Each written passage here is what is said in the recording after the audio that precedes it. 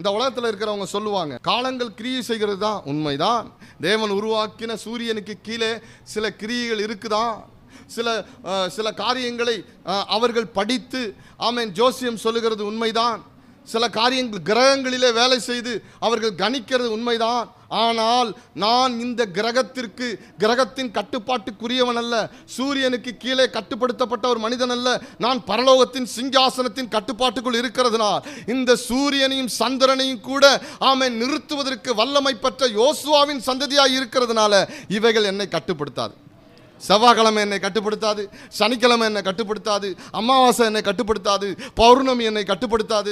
ஏனென்றால் நம்முடைய எதிர்காலம், நம்முடைய சரீரம், நம்முடைய காரியங்கள் எல்லாம் பரலோக தேவனுடைய கட்டுப்பாட்டுக்குள் இருக்குது. எத்தனை பேர் ஆமேன் சொல்றீங்க? எல்லாமே கர்த்தருடைய கட்டுப்பாட்டுக்குள் இருக்கிறது. ஆமென்.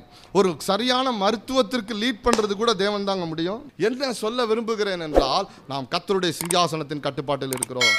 ஒரு மருத்துவம் கூட தேவனுடைய நடத்திப்பு தேவை. ஒரு மருத்துவரை பார்ப்பதற்கு கூட தேவனுடைய நடத்திப்பு தேவை. ஒவ்வொரு காரியமும் நம்மிடத்தில் வந்து போகிற எல்லாரும் வந்துட்டு நிறைய பேர் வந்து மோதுவாங்க. நிறைய விஷயங்கள் வந்து மோதும்.